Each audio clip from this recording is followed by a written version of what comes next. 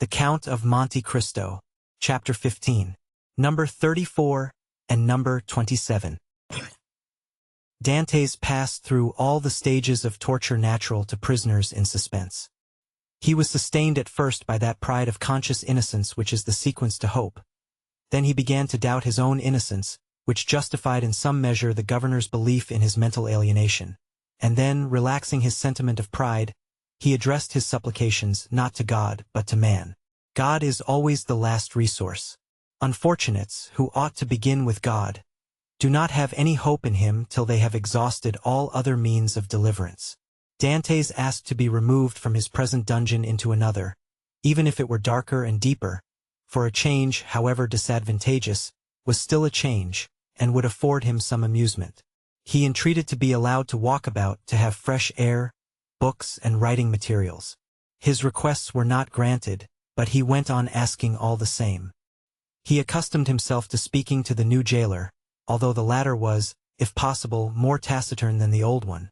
But still, to speak to a man, even though mute, was something. Dantes spoke for the sake of hearing his own voice. He had tried to speak when alone, but the sound of his voice terrified him. Often, before his captivity, Dantes' mind had revolted at the idea of assemblages of prisoners, made up of thieves, vagabonds, and murderers. He now wished to be amongst them, in order to see some other face besides that of his jailer. He sighed for the galleys, with the infamous costume, the chain, and the brand on the shoulder. The galley slaves breathed the fresh air of heaven, and saw each other. They were very happy. He besought the jailer one day to let him have a companion, were it even the mad abbé. The jailer, though rough and hardened by the constant sight of so much suffering, was yet a man. At the bottom of his heart he had often had a feeling of pity for this unhappy young man who suffered so, and he laid the request of number 34 before the governor. But the latter sapiently imagined that Dantes wished to conspire or attempt an escape, and refused his request. Dantes had exhausted all human resources, and he then turned to God. All the pious ideas that had been so long forgotten returned. He recollected the prayers his mother had taught him, and discovered a new meaning in every word. For in prosperity prayers seem but a mere medley of words, until misfortune comes and the unhappy sufferer first understands the meaning of the sublime language in which he invokes the pity of heaven. He prayed, and prayed aloud, no longer terrified at the sound of his own voice, for he fell into a sort of ecstasy. He laid every action of his life before the Almighty, proposed tasks to accomplish, and at the end of every prayer introduced the entreaty oftener addressed to man than to God. Forgive us our trespasses as we forgive them that trespass against us. Yet, in spite of his earnest prayers, Dantes remained a prisoner. Then gloom settled heavily upon him. Dantes was a man of great simplicity of thought, and without education. He could not, therefore, in the solitude of his dungeon, traverse in mental vision the history of the ages, bring to life the nations that had perished, and rebuild the ancient cities so vast and stupendous in the light of the imagination, and that pass before the eye glowing with celestial colors in Martin's Babylonian pictures. He could not do this, he whose past life was so short, whose present so melancholy, and his future so doubtful. 19 years of light to reflect upon in eternal darkness. No distraction could come to his aid. His energetic spirit, that would have exalted in thus revisiting the past, was imprisoned like an eagle in a cage. He clung to one idea, that of his happiness, destroyed, without apparent cause, by an unheard-of fatality. He considered and reconsidered this idea, devoured it, so to speak, as the implacable Ugolino devours the skull of Archbishop Roger in the Inferno of Dante. Rage supplanted religious fervor. Dantes uttered blasphemies that made his jailer recoil with horror, dashed himself furiously against the walls of his prison, wreaked his anger upon everything, and chiefly upon himself, so that the least thing, a grain of sand, a straw, or a breath of air that annoyed him, led to paroxysms of fury. Then the letter that Villefort had showed to him recurred to his mind, and every line gleamed forth in fiery letters on the wall like the mean, Tekel Upharsin of Belshazzar.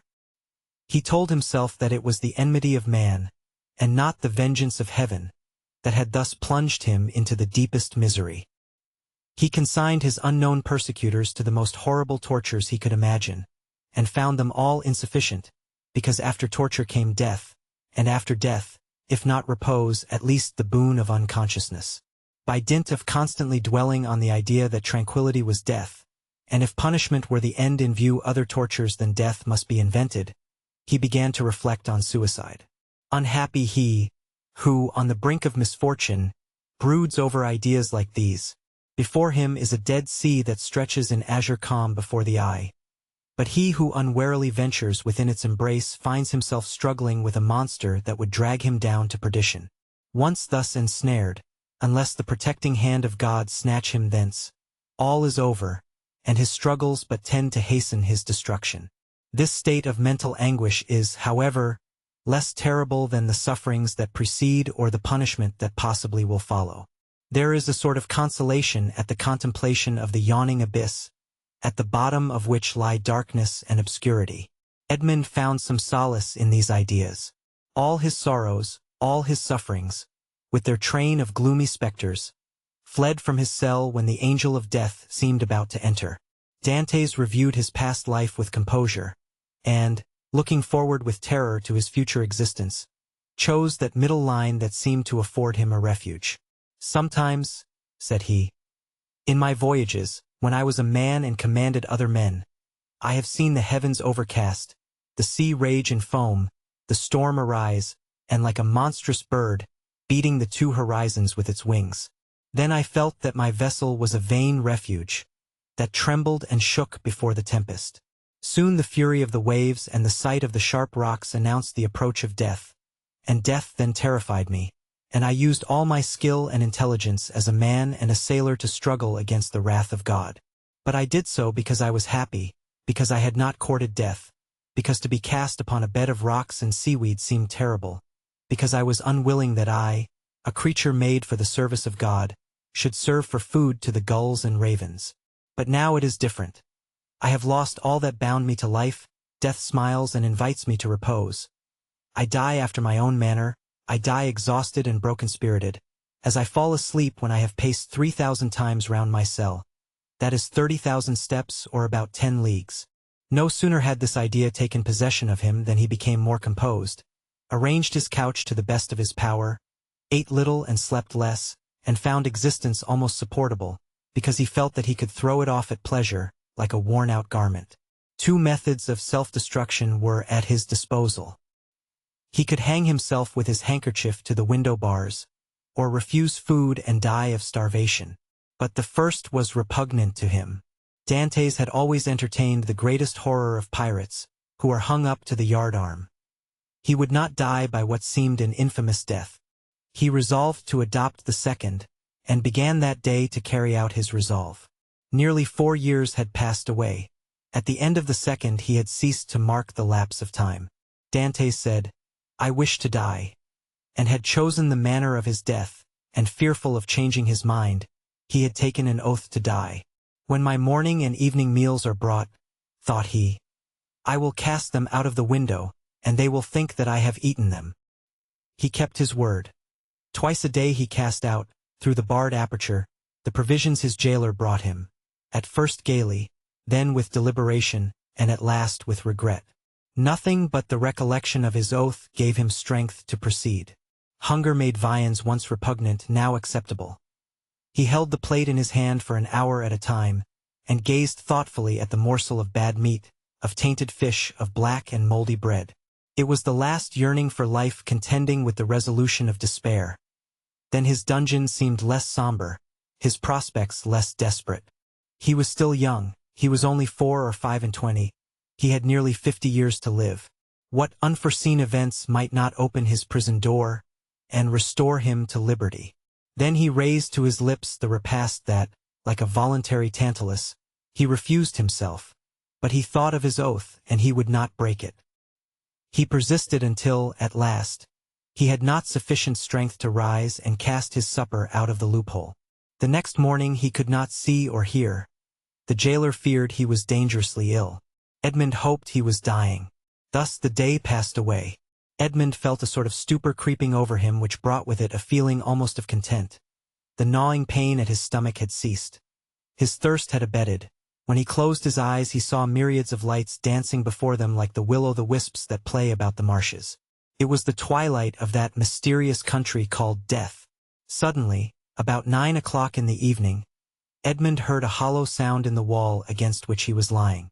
So many loathsome animals inhabited the prison, that their noise did not, in general, awake him, but whether abstinence had quickened his faculties, or whether the noise was really louder than usual, Edmund raised his head and listened. It was a continual scratching, as if made by a huge claw, a powerful tooth, or some iron instrument attacking the stones. Although weakened, the young man's brain instantly responded to the idea that haunts all prisoners, liberty. It seemed to him that heaven had at length taken pity on him, and had sent this noise to warn him on the very brink of the abyss. Perhaps one of those beloved ones he had so often thought of was thinking of him, and striving to diminish the distance that separated them. No, doubtless he was deceived, and it was but one of those dreams that forerun death. Edmund still heard the sound. It lasted nearly 3 hours. He then heard a noise of something falling, and all was silent. Some hours afterwards it began again, nearer and more distinct. Edmund was intensely interested. Suddenly the jailer entered. For a week since he had resolved to die, and during the 4 days that he had been carrying out his purpose, Edmund had not spoken to the attendant, had not answered him when he inquired what was the matter with him, and turned his face to the wall when he looked too curiously at him. But now the jailer might hear the noise and put an end to it, and so destroy a ray of something like hope that soothed his last moments. The jailer brought him his breakfast. Dantes raised himself up and began to talk about everything. About the bad quality of the food, about the coldness of his dungeon, grumbling and complaining, in order to have an excuse for speaking louder, and wearying the patience of his jailer, who out of kindness of heart had brought broth and white bread for his prisoner. Fortunately, he fancied that Dantes was delirious, and placing the food on the rickety table, he withdrew. Edmund listened, and the sound became more and more distinct. There can be no doubt about it, thought he. It is some prisoner who is striving to obtain his freedom. Oh, if I were only there to help him! Suddenly another idea took possession of his mind, so used to misfortune, that it was scarcely capable of hope. The idea that the noise was made by workmen the governor had ordered to repair the neighboring dungeon. It was easy to ascertain this. But how could he risk the question? It was easy to call his jailer's attention to the noise, and watch his countenance as he listened. But might he not by this means destroy hopes far more important than the short-lived satisfaction of his own curiosity? Unfortunately, Edmund's brain was still so feeble that he could not bend his thoughts to anything in particular. He saw but one means of restoring lucidity and clearness to his judgment. He turned his eyes towards the soup which the jailer had brought, rose, staggered towards it, raised the vessel to his lips, and drank off the contents with a feeling of indescribable pleasure. He had the resolution to stop with this. He had often heard that shipwrecked persons had died through having eagerly devoured too much food. Edmund replaced on the table the bread he was about to devour, and returned to his couch. He did not wish to die. He soon felt that his ideas became again collected. He could think and strengthen his thoughts by reasoning. Then he said to himself, I must put this to the test, but without compromising anybody. If it is a workman, I need but knock against the wall and he will cease to work in order to find out who is knocking, and why he does so. But as his occupation is sanctioned by the governor, he will soon resume it. If, on the contrary, it is a prisoner, the noise I make will alarm him. He will cease, and not begin again until he thinks everyone is asleep. Edmund rose again, but this time his legs did not tremble, and his sight was clear. He went to a corner of his dungeon, detached a stone, and with it knocked against the wall where the sound came. He struck thrice. At the first blow the sound ceased as if by magic. Edmund listened intently. An hour passed, 2 hours passed, and no sound was heard from the wall. All was silent there. Full of hope, Edmund swallowed a few mouthfuls of bread and water, and, thanks to the vigor of his constitution, found himself well-nigh recovered. The day passed away in utter silence. Night came without recurrence of the noise. It is a prisoner, said Edmund joyfully. His brain was on fire and life and energy returned. The night passed in perfect silence. Edmund did not close his eyes. In the morning the jailer brought him fresh provisions. He had already devoured those of the previous day. He ate these listening anxiously for the sound, walking round and round his cell, shaking the iron bars of the loophole, restoring vigor and agility to his limbs by exercise, and so preparing himself for his future destiny. At intervals he listened to learn if the noise had not begun again, and grew impatient at the prudence of the prisoner, who did not guess he had been disturbed by a captive as anxious for liberty as himself. 3 days passed. 72 long, tedious hours which he counted off by minutes. At length one evening, as the jailer was visiting him for the last time that night, Dantes, with his ear for the 100th time at the wall, fancied he heard an almost imperceptible movement among the stones. He moved away, walked up and down his cell to collect his thoughts, and then went back and listened. The matter was no longer doubtful. Something was at work on the other side of the wall. The prisoner had discovered the danger, and had substituted a lever for a chisel. Encouraged by this discovery, Edmund determined to assist the indefatigable laborer. He began by moving his bed, and looked around for anything with which he could pierce the wall, penetrate the moist cement, and displace a stone. He saw nothing. He had no knife or sharp instrument. The window grating was of iron, but he had too often assured himself of its solidity. All his furniture consisted of a bed, a chair, a table, a pail, and a jug. The bed had iron clamps, but they were screwed to the wood, and it would have required a screwdriver to take them off. The table and chair had nothing. The pail had once possessed a handle, but that had been removed. Dantes had but one resource, which was to break the jug, and with one of the sharp fragments attack the wall. He let the jug fall on the floor, and it broke in pieces. Dantes concealed 2 or 3 of the sharpest fragments in his bed, leaving the rest on the floor. The breaking of his jug was too natural an accident to excite suspicion. Edmund had all the night to work in, but in the darkness he could not do much, and he soon felt that he was working against something very hard. He pushed back his bed and waited for day. All night he heard the subterranean workman, who continued to mine his way. Day came, the jailer entered. Dantes told him that the jug had fallen from his hands while he was drinking, and the jailer went grumblingly to fetch another, without giving himself the trouble to remove the fragments of the broken one. He returned speedily, advised the prisoner to be more careful, and departed. Dantes heard joyfully the key grate in the lock. He listened until the sound of steps died away, and then, hastily displacing his bed, saw by the faint light that penetrated into his cell that he had labored uselessly the previous evening in attacking the stone instead of removing the plaster that surrounded it. The damp had rendered it friable, and Dantes was able to break it off.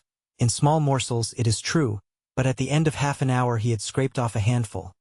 A mathematician might have calculated that in 2 years, supposing that the rock was not encountered, a passage 20 feet long and 2 feet broad might be formed.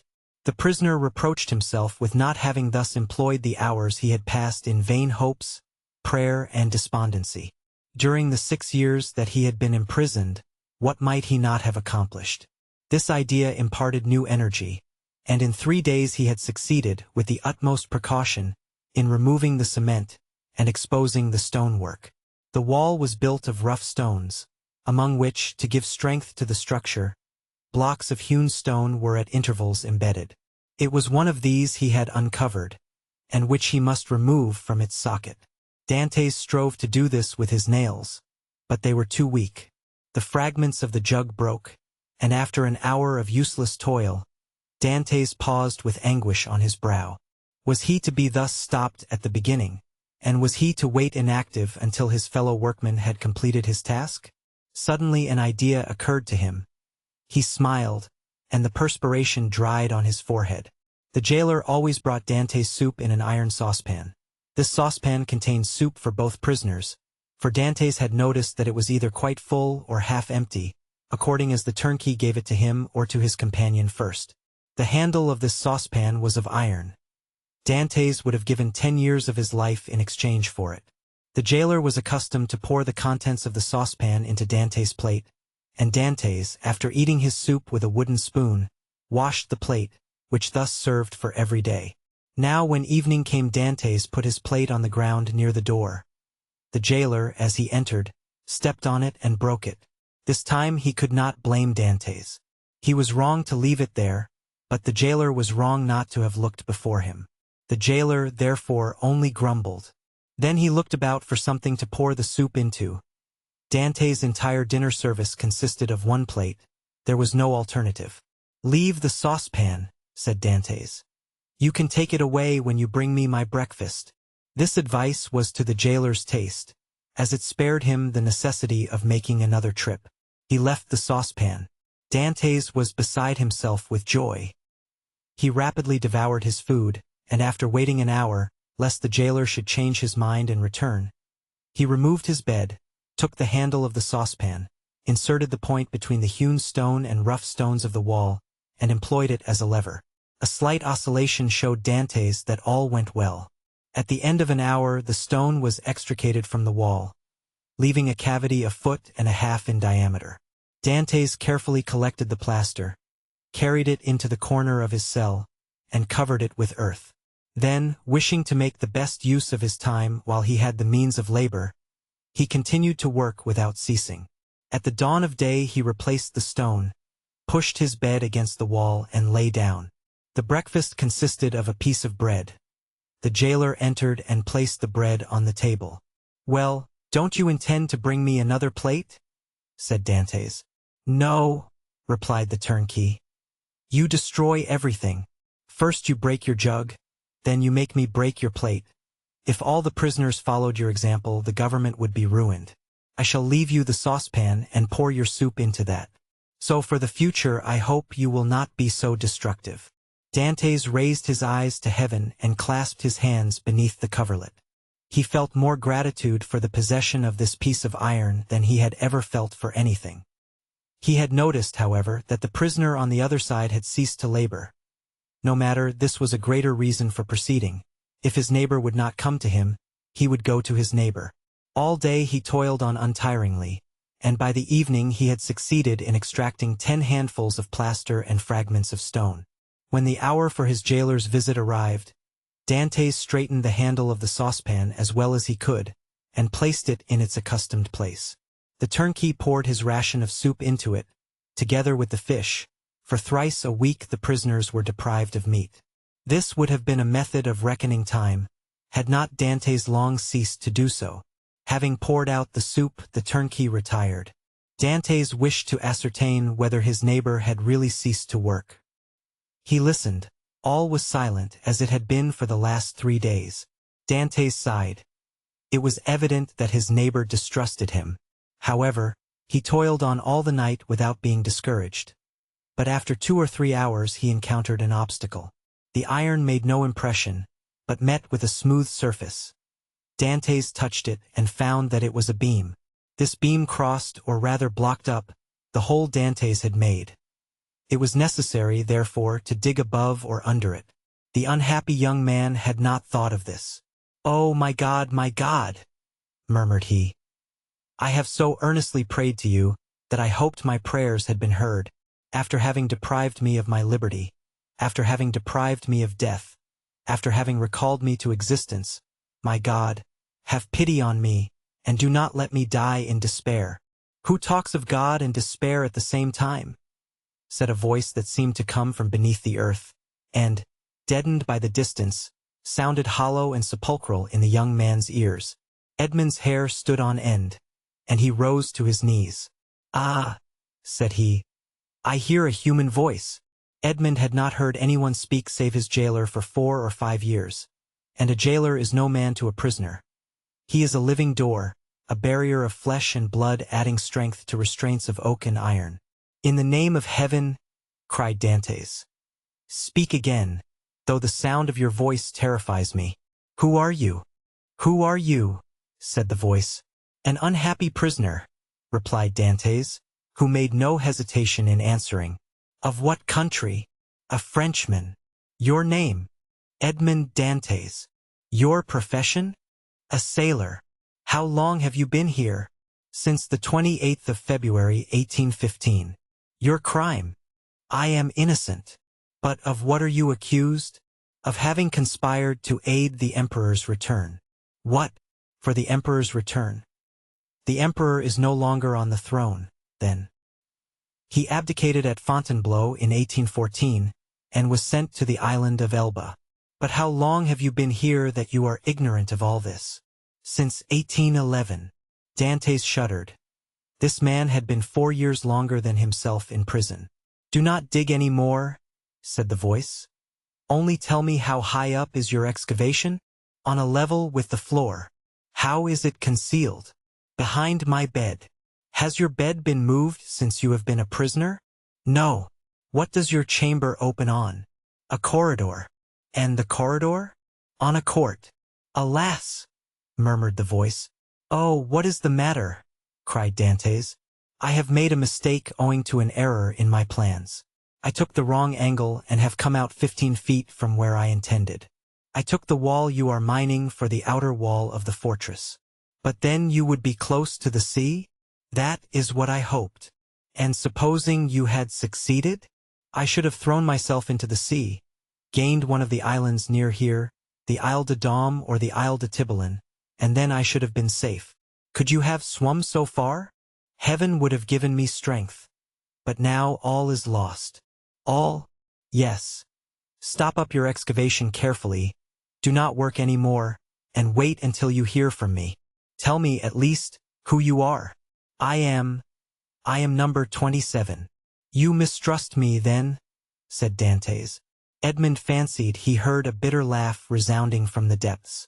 Oh, I am a Christian, cried Dantes, guessing instinctively that this man meant to abandon him. I swear to you by him who died for us that naught shall induce me to breathe one syllable to my jailers. But I conjure you, do not abandon me. If you do, I swear to you, for I have got to the end of my strength, that I will dash my brains out against the wall, and you will have my death to reproach yourself with. How old are you?